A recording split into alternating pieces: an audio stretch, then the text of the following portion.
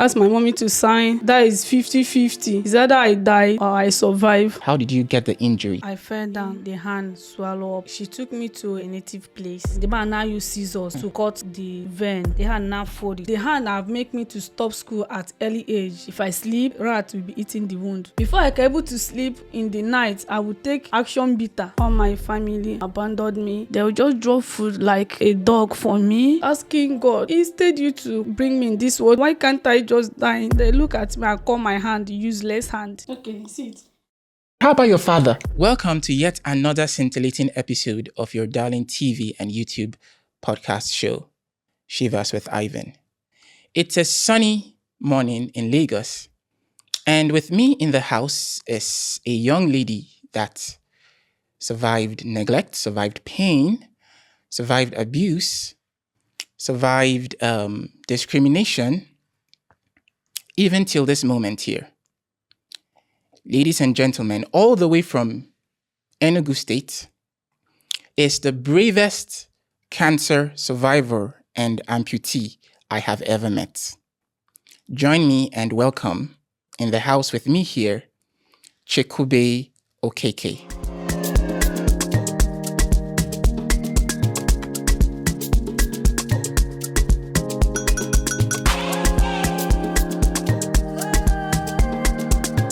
How are you? I'm fine, thank you. Your story, it was sent to me on Facebook, and I know the reaction it gave to me. I've never seen someone that has gone through the level of pain and neglect that you have survived and is still able to smile. First of all, let's start from the beginning. Merely looking at you, one would wonder what happened to your left arm. Okay? Okay. So, at what age exactly did you have the injury that cost you your arm? At age of 6 years old. Okay. That was year 2007. Okay. Can you remember how? Okay, you were 6 years, right? So yes. You probably may not remember how it happened, but I'm sure you were told by your mother. Yes. Okay, so what were you told? How did you get the injury? According to my mother, she said that I fell down on my way coming back to school. Okay. That's what she told me. That you fell down? Yes. Okay. So, after that, she took me to where they are straightening bone. Okay. So, the woman tied something on my, used something to tie on my hand. The following morning, the hand swallowed up. So, they took me to village so that they can heal me there. Sorry, where were you before you were taken to the village? Anambra State. That's okay. Where we are staying there. Okay. So my parents took me to village. That is where? Ebonyi State. Ebonyi, okay. So then she took me to a herbalist, or should I say a native place. Okay. So then the man now used razor to cut. Let me just example. Let me use this my right hand. Okay. Here. And this side. Okay. So just from that razor, then the wound started from the mark they give to my hand. Just like that, the wound started open every day by day until the wound eats my vein out. So the man said that he can't do it again, that it's beyond his hand. Then my mom have already left me in the village, go back to Anambra State. So my grandmother now took me to a pharmacy. So the man that is cleaning the wound, the pharmacist, yeah, So the man now became to our house. The man used to come our house and be doing it. To dress the wound. To dress the wound. Okay. So on that fateful day, that was 2010, a year 2010. Then the man just came to clean the wound and see that the vein has come out. Then the man now used scissors to cut up the vein. So after the man cut off the vein, my hand now fold. The hand now fold. It was not straight again. And the man tried to straight it back, but the hand couldn't straight back again. My God. The man fight with the hand. The hand cannot straight again. Then my hand was like this, folding like this. It's that year 2010 to 2023.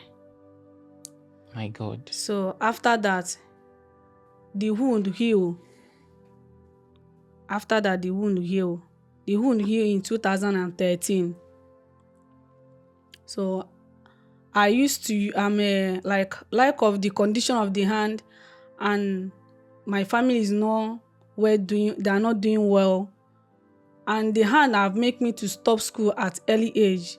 Okay. So then I now decided to be doing house work for people, and I'll be wearing long sleeve for that years. To cover the hand so that they can able to accept me for a job. Okay. So, like of too much of long sleeve, the hand now started having crash. Each year. So from there, it's doing small, and the wound started developing again. Wow. So, but on that wound, I still carry the wound to be going many places to work. Okay. So that I can able to raise money. So after 2013, 2015, I decided to go and learn work. So I work in Enugu State for over 8 months. Then I gathered money. What kind of job were you doing? I was doing housework. I love doing housework. Like nanny. They call it nanny. Okay. So after they paid me, I told them that I want to go and learn work since I cannot able to further my education again. Let me go and learn work. Then I went to go and pay where I learn work. I learned the work. I finished learning work a year and 6 months. I signed. The madam signed out for me that I've finished learning. I learned how to make hair. Okay. So, but that time the wound is still in my hand though. But it's not that big. Okay. So, as time goes on, it's not the pains, everything. The pain started coming out my chest. But I take all the. There's no any pain release that I haven't taken in this life. That's just to kill the pains for the moment. Okay, sorry. You mean the pain was moving to your chest? Yes. So okay. After that, after I finished learning work, then I finished learning work year 2019. Okay. I started that work. There's I signed out 220 because that is our agreement. After I finish learning, that you serve for another 6 months. That make it 2 years. Then that was 220. Then I come back to Lagos State. That was my first time in Lagos State. So I've worked as nanny there, but the pains cannot allow me to mop. If madam asks me to mop the house, I cannot raise mop to mop the house. Like of the pain. So I'll ask they are good to me, and I'm a very hardworking girl that if anyone that I stay with cannot allow me to go. So, but I can't tell them this is exactly what is happening to me, because if they see the wound, they will chase me. Sack you. So that is, I'll be passing the pains alone within myself. Hiding it alone. It's only my parents that know that something like this happening to me. So that is what happened to me. Then I decided to leave that, do normal sales girl where they are selling food in the same Lagos. So the place that I worked, we normally come early as food seller, do everything. But to the extent that I cannot raise plates to watch again. Because of the pain. Because of the pains. Like even under the sun, I would take medication so that the pains will allow me to do the job. But the pain is too much. I cannot sleep in the night. Then I decided to go back to East. I go back to East on 2020. I go back to East within that year. Then 2023, that was when I met Auntie Amaka. April 3rd, that 2023. Okay. So as I met her, she promised to come back the following morning. Before I met her, rats have already been eating the wound. Oh my God. And if I sleep, the room they gave me, nobody is coming there again, like of the scent and everything. The smell. So nobody is coming in that room again. It's only me and my God. So at that point, there's nothing in this that I'm not remembering that there's word existing. What I'm seeing myself is I've already a forgotten soul. So within that time, if I sleep, rat will be eating the wound, and in the morning, you will see blood. At times, it's ants. Ants will food the mouth of that wound. So if the ant eats me too much, I will stand up and be doing like this so that the thing will just fall out. So to the extent that I see myself that I'm wasting my time and everything, my life. So it's better that I end it in peacefully. Then I send my little sister to get me a right poison.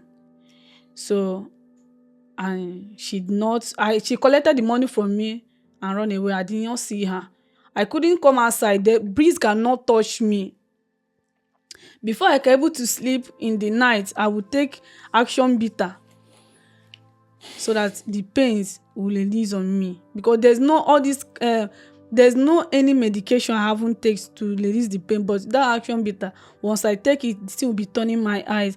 I'll be feeling the pains, but that like of that alcohol will not allow me to feel more pains. Then once the alcohol expired, the pain will start again. So that was on April 4th. I met Auntie Amaka. She promised to take me to orthopedic. Over since 16 years, I haven't go to hospital about the issue of the hand. It's just normal medication, pharmacy, traditional, this, that. So the thing have eaten me to the extent that the thing have bent me. So it's figured me like this. So before I cannot stand straight. The hand did not be doing as if the thing want to fall out. Before I stand up for where I sit, I will hold the hand to stand up. I lose uncles, I lose friends, I lose everything. All my family abandoned me. It's only my mom that stood by me. My uncle, like no cause. I didn't even expect anything from them because I'm not in their pocket. But at least a call, I didn't hear from him. I didn't hear from them, both mommy's side, both daddy's side, because they know the story from the beginning. They know how everything started. Like there's a point that I was asking God, instead you to bring me in this world to suffer, for me to suffer, why can't I just die in the initial time? Because there's what they call a child to grow up and have this feeling of having to want to do something. But me, I don't have that feeling till now. So, like the insults, everything. But I thank God for life. So after I met Auntie Amaka, she took me to orthopedic. She make a video, and people, a stranger, people I don't even know, they helps. So after I went to orthopedic, I was in that hospital. Doctors, like that they look at me and call my hand useless hand. That the hand, that where are we when all these years that this hand have reached this extent.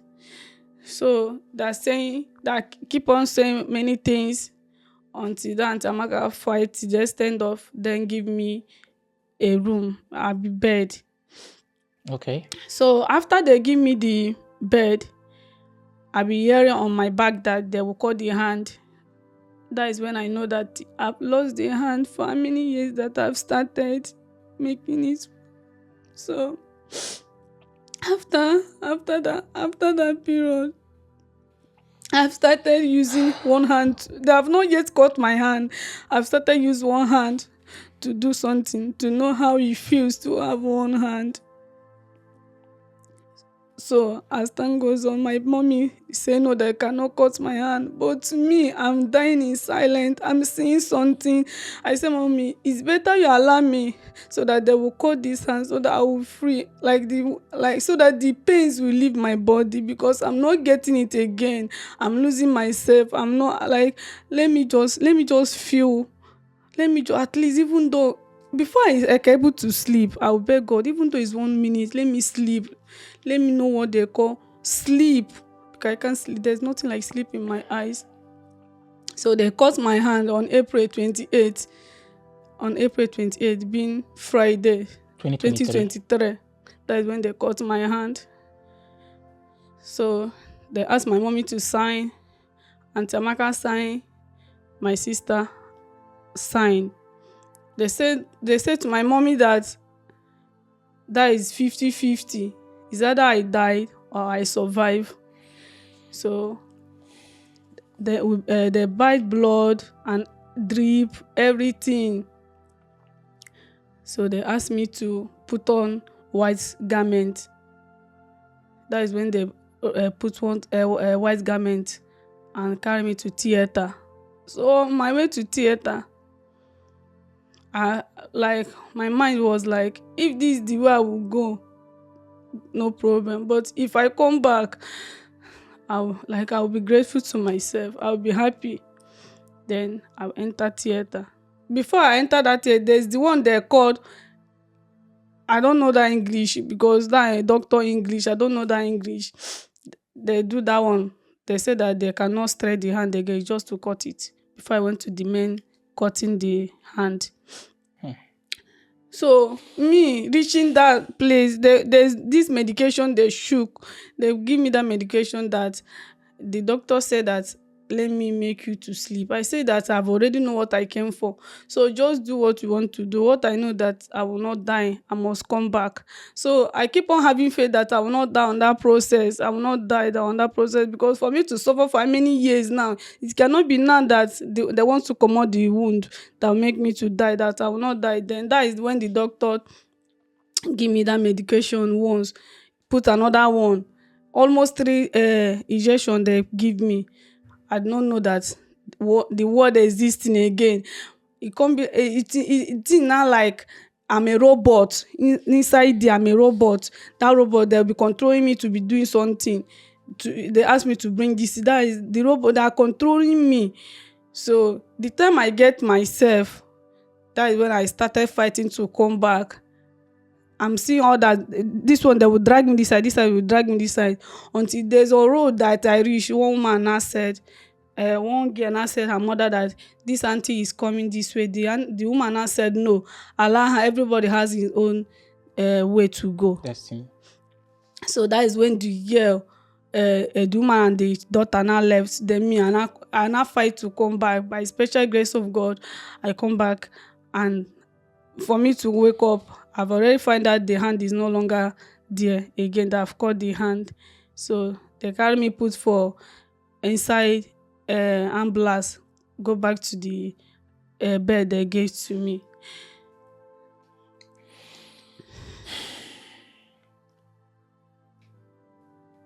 Okay. So after that, 1 week later, they discharged me. I come back for house. And from there, be going this. They now say that the cancer have entered my chest. that I should go to UNTH. We went for UNTH for CT scan. So that one, the English they write there. Me, I no sabi read very. I no sabi read. So the English they write. Me, I no sabi anything. I send the picture to my auntie Amaka. So that is how everything went. So it's a year now that I've got this, and that was April this year. Make it 1 year that I've got this, and it wasn't easy for me. It wasn't easy for me. I've go to many places to look for a job because I cannot wear no sleeve again. If I wear no sleeve, the thing will be dragging for this thing. So I'll be wearing normal clothes, normal polo. They will now say that someone asked me, your parents they are not alive. So when I said that they cannot, even when I went to POS work, they said that I cannot count money.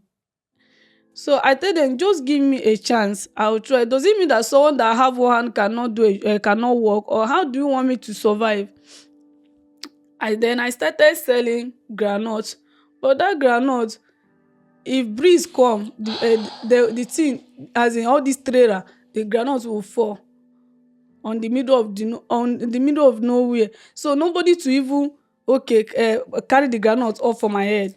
So I will lose the money. That one that will carry empty train pan with a losing money go house. So there's the one that time with nylon.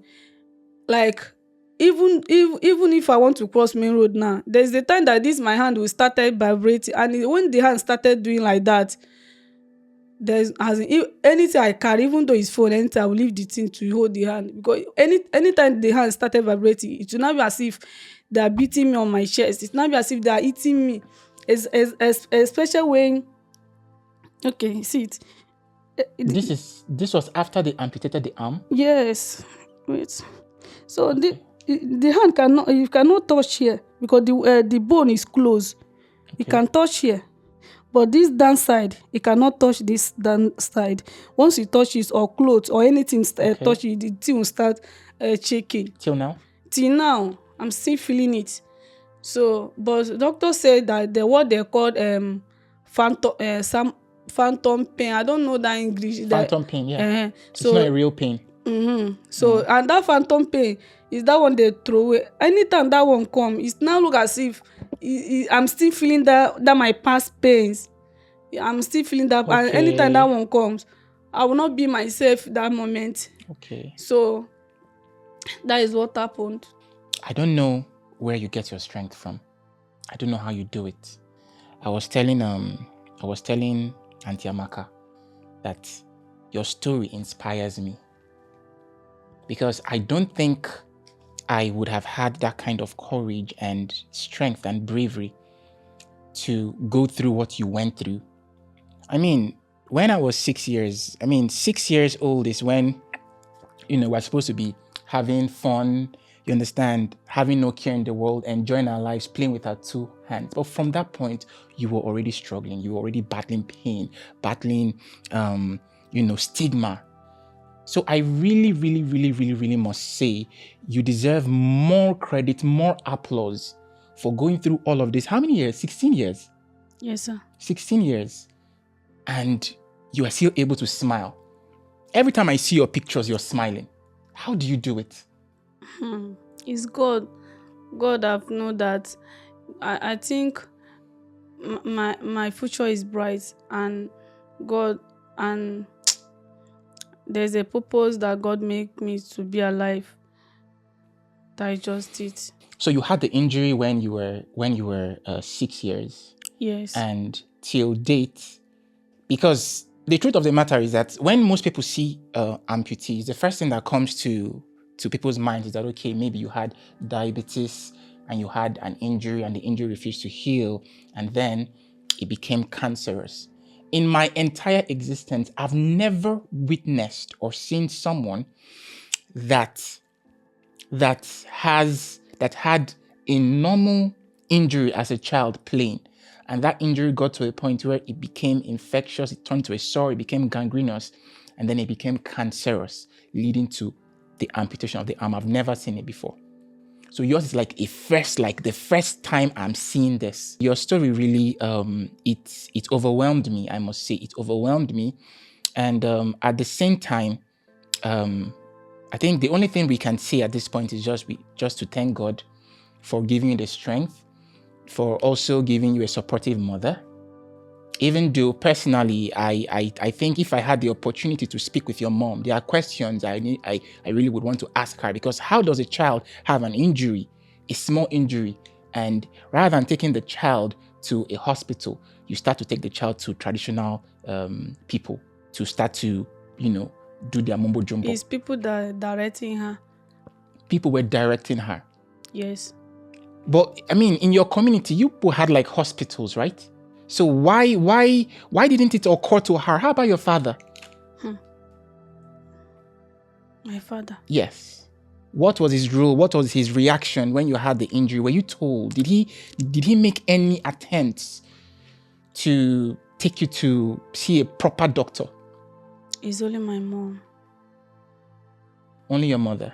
It's my mother that carry all the cross. Okay. Just your mother. How many siblings do you have? We are 9, 7 girls and 2 boys. You're 9? Yes. And you're like the first child? I'm the first child among the 9. Wow.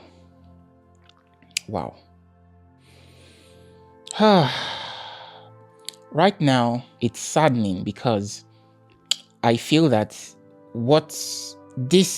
your current state was very, very avoidable. It was very, very avoidable, but I don't know why this had to happen. Like I was saying when I was speaking with Auntie Amaka, I was trying to understand what happened. If it was a fracture you had, it was a dislocation, because I know that an ordinary injury would always heal. You understand? The fact that it got to a point where it started swelling up and they had to cut it to express pause, it means that it was not just an ordinary injury. Growing up, did you have any dreams of something you wanted to become? I feel like I'll be a lawyer. Okay. But that is, I think, is another word on my children. Okay. Because it's late. It's not late. It's not late. It's late. The reason why I say it's late, that is nothing like primary school. Okay. The case of secondary school. When did you leave school? When did you stop schooling? That was 6 years then, 2007, a year 2007. What class was that? Nursery. And you are able to express yourself this well. And just nursery education, you are able to type. She texts very well on WhatsApp. She writes very well. So it's very surprising. It's obvious that this person she's a go-getter, because despite being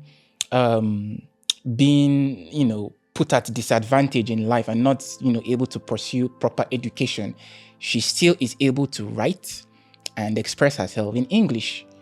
So I really must say, once again, it's really inspiring. Your story is really inspiring. Okay, so now let's talk about what you want to do now. What endeavor do you think that, you feel that you would be able to excel in currently, if you had the empowerment, the support? Something like shop. Okay, selling things. Yes. Okay, you feel that is what you would be good in doing. Yes, and content too. Okay, content. That's social media content creation. Yes. Okay. These are all very remarkable. If you had the platform, if you had the opportunity to talk to other people, other survivors, Nigerian survivors in Nigeria like you that are experiencing or have gone through similar incidents like you did, if you had the opportunity to talk to them, what words would you have for them? Well, faith. Okay. That is number one thing. And trust your God. Never give up. in anything you are doing, despite the condition, Okay. it will surely be well. Okay. Okay. Faith and trust in God, no matter the condition, it will always be well. Now that leads me to yet another question, because I'm a very curious mind. At the point you were considering ending your life, was there a part of you that felt fear? You know, when we talk about fear of the unknown, was there a part of you that was like, okay, you don't know what you're going to meet at the other end? Or you were not sure that, okay, if I'm going through all of this and I want to end it here, am I sure that I'm going to translate, or I'm going to go to a place of peace where I would not feel pain? Was there a part of you that was worried that you had no way of finding out what you were going to meet at the other end? Because that time of me ending my life, Okay. is when I feel that if I die, I will not feel the pain again. Okay. Just the pain. I didn't care what I will face there. But Okay. at least the pain for that moment, Okay. that what makes me too. So, it's like when somebody stay in the room for years, it's only mommy that comes say I. They'll just drop food like a dog for me. So I think in that condition, I don't have anything to say. No fear. You didn't care. I didn't care anymore. So that is why. But I thank God for the little sister that God just used her to say no. Because in that action bitter that I'm taking, that is why I wanted to pour that, so it will end the whole story. But God decided to give you a second chance. To give me a second chance.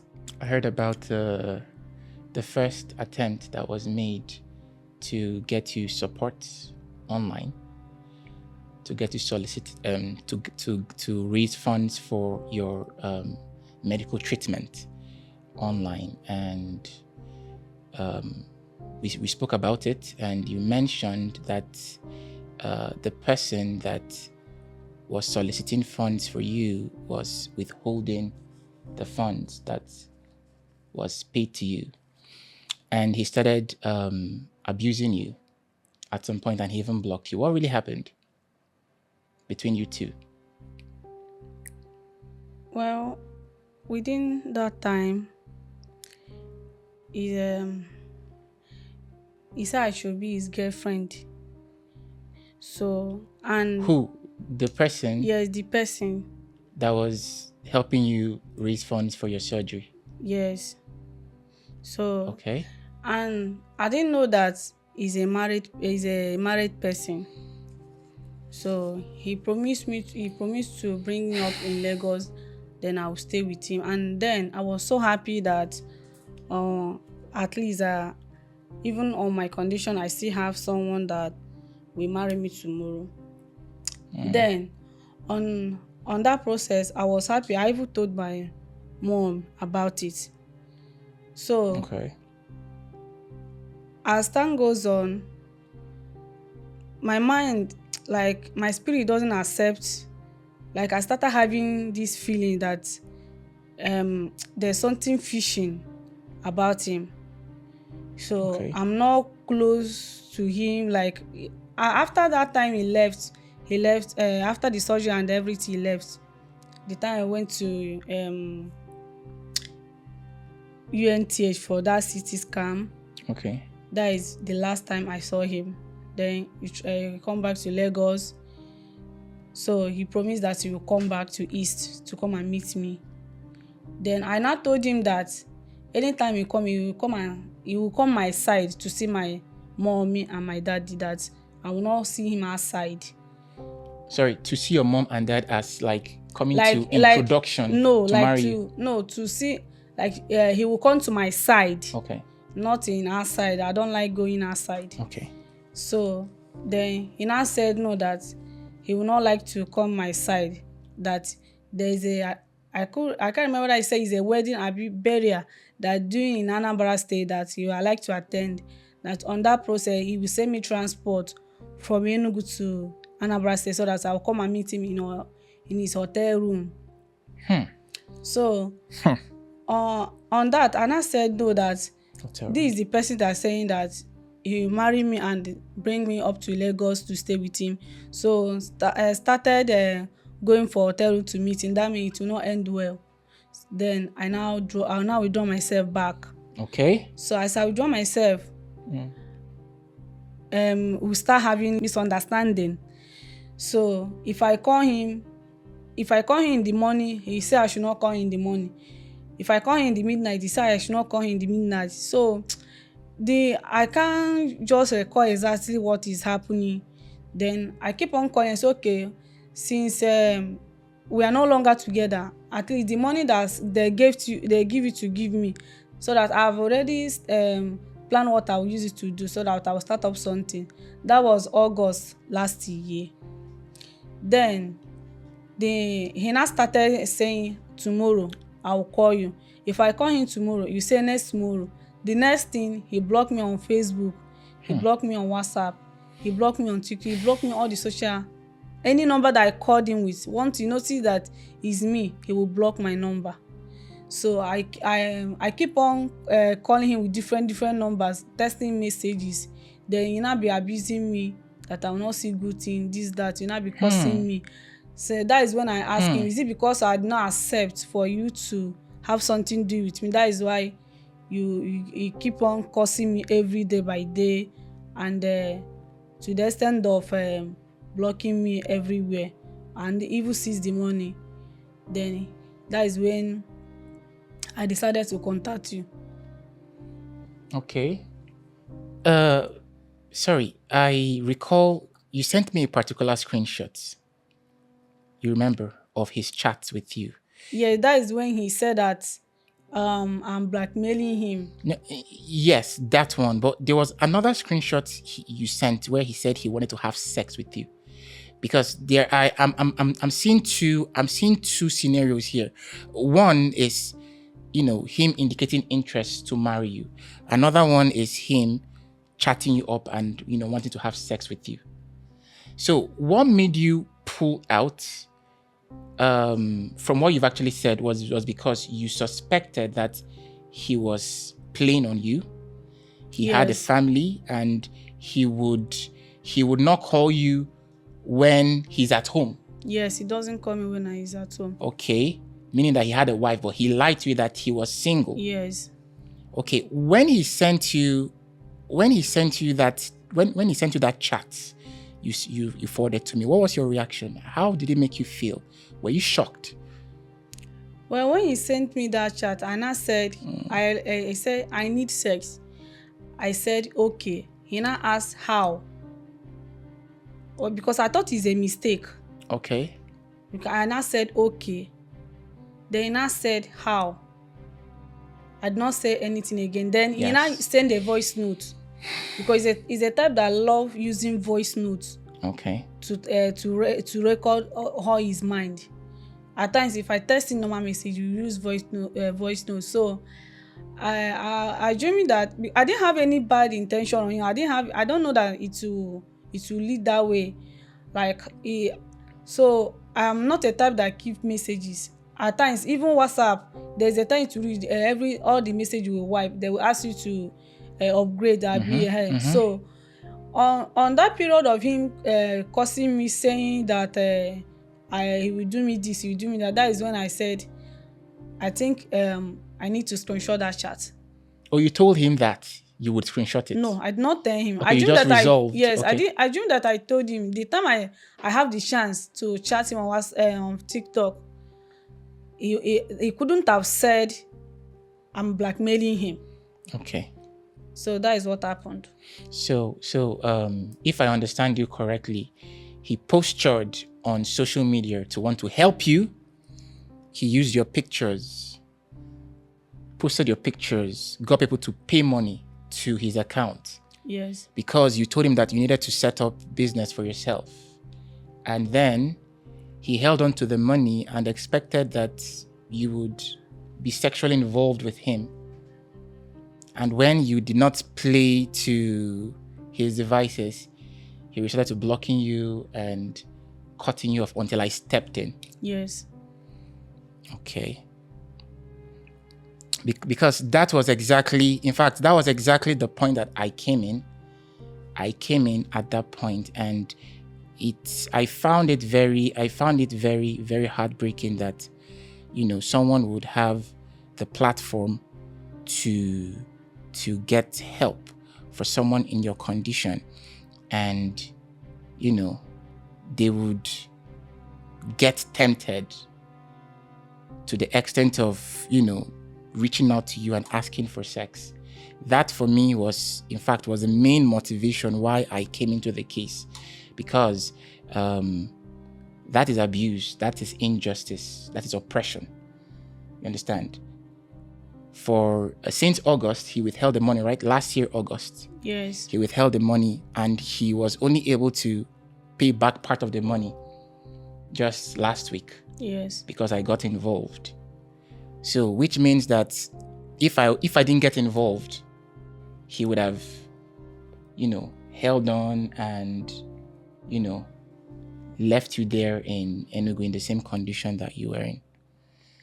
That was really, really, really, really sad, and it's really very, very, very painful and bad that people can posture, like I said, can posture like they want to help people, and then also want to take advantage of them. And it beats me that he would see you. That was the point you freshly had the amputation, right? Yes, that was. And he was asking you for sex then. I mean, who sees someone that is just recovering from surgery and still wants to have sex with them? That is to tell you that this person in question is depraved, is very depraved. But in all, I'm still happy that you're here. I'm still happy that you're here because, like we would always say, God has a bigger plan for you. If God did not have a bigger plan for you, maybe we would not have heard your story. And that is why I firmly believe that your story should be out there, that people should hear your story and draw strength from it. And I'm glad that you're still holding on. Thank you. We've come to the conclusion of this episode of the show. As always, I remain your host, Ivan, and this is Shivers with Ivan. If you have a compelling story that you feel that the world should hear, a story can inspire people, a story of survival, of, whatever compelling story or, encounter that you had and you survived, and you feel that, okay, you want to put it out there for the world to hear and draw inspiration from, you can always reach me, and you can be sitting right here next to me sharing your story on the next episode. As always, follow us on the House Chronicles on all platforms, YouTube, Facebook, Instagram. They're all there. And of course, our hosts page, Shivers with Ivan, on all platforms too. Follow us for subsequent episodes. Till when next we see, take care and stay strong. Bye.